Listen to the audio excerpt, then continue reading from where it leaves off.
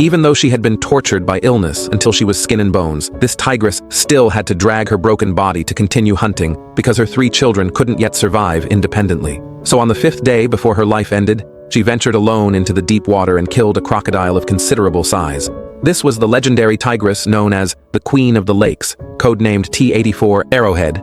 Arrowhead was the queen of this lake region, but 2 years ago, she contracted bone cancer. By the time she was discovered, it was already advanced stage. The doctor determined she wouldn't live beyond 3 months, but a mother's life is never measured by time. Arrowhead, with a mother's will, struggled on for nearly 2 years. During this time, she had been tortured by severe pain while hunting, fallen unconscious in the wild for long periods multiple times, disappeared several times, and was even declared dead. But each time she miraculously returned with prey. Until now, all 3 children had grown up and could face the cruelty of this wilderness on their own. Only then did Arrowhead's will as a mother finally allow herself to lie down. From that moment on, she stopped eating, only drinking lake water to sustain her last bit of life.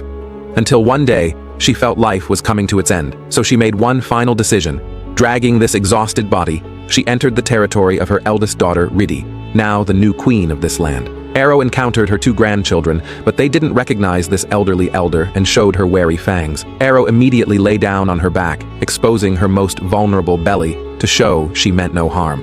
Riddy nearby quickly recognized her mother and seemed to understand the purpose of her visit, because that skeletal frame couldn't hide the breath of death. Riddy approached Arrow and looked her over, then growled to drive away her 2 children, clearing a shady spot for her mother. Riddy slowly lowered herself and lay beside her mother, just as her mother had protected her when she was young. In a daze, Arrow felt all the pain disappear.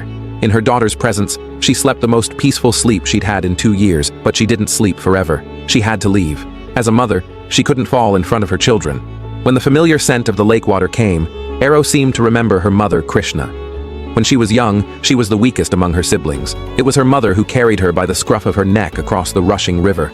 Later, Arrow grew up. Her rebellious instincts made her challenge her mother's authority time and again, but her mother always forgave her child with silent tolerance. The last time they met, Arrow still nestled beside her mother like when she was young, unabashedly suckling at the milk that had long dried up, but her mother still indulged her. Yet the delighted Arrow didn't know that would be the last time she felt her mother's warmth. The next day, her mother left this lake region, leaving the most abundant territory to her children. Now at death's door, Arrow returned to this homeland where she was born. She had thought what sustained her was the hunting instinct, but perhaps what truly sustained her was maternal love. This love made Arrow trek through desperate circumstances for nearly 2 years, and it was this love that allowed her, at the end of her life, to still hold her chest high and complete one last magnificent kill. Though Arrow died, she lives on as an unfading legend of Ranthambore.